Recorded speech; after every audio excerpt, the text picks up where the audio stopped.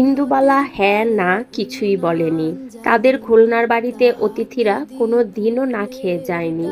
আজও সে লক্ষ্মীকে ফেরত পাঠাতে পারল না, বলতে পারল না তার ভাড়ারে ফোটানোর মতো চালটুকুও নেই।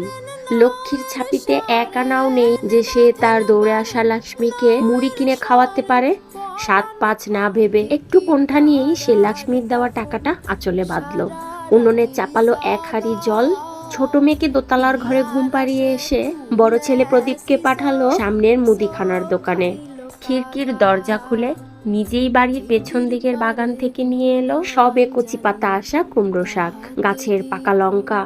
শাশুড়ির আমলের ভারী পুরনো শিলটা পাতলো অনেক দিন পরে। যত্ন করে ধুয়ে সেই কবেকার প্রাচীন হিমশীতল পাথরটার উপরে রাখলো সর্ষে দানা। শিল আর নোড়ার আলিন ঘর্ষণে খুলনা থেকে পাঠানো মায়ের শেষ সর্ষেটুকু বেটে ফেললো ইন্দুবালা অল্পক্ষণের মধ্যেই। লোহার কড়াইতে জল ফুটতে থাকা সবুজ ঘন কুমড়ো শাকের উপর আজলা করে ছড়িয়ে দিল সর্ষের মণ্ড। কয়লার আঁচে টকবক করে ফুটতে থাকলো কচি শাকগুলো, তার নরম পাতাগুলো। শাকলালোর ঝাঁজ ছড়িয়ে পড়লো গোটা বাড়িতে। দোতলার ঘরে খুকু চোখ খুলে হাত পা নেড়ে খেলতে থাকলো। ছোট দুই ছেলে ভাত খাওয়ার বাসন আর থালা নিয়ে এসে বসে পড়লো রান্নাঘরের দরজায়। তখনও লঙ্কাগুলোর গা থেকে ঝাল মিশছে কুমড়ো শাকের হালকা সবুজ মাখো মাখো সর্ষে ঝোলে।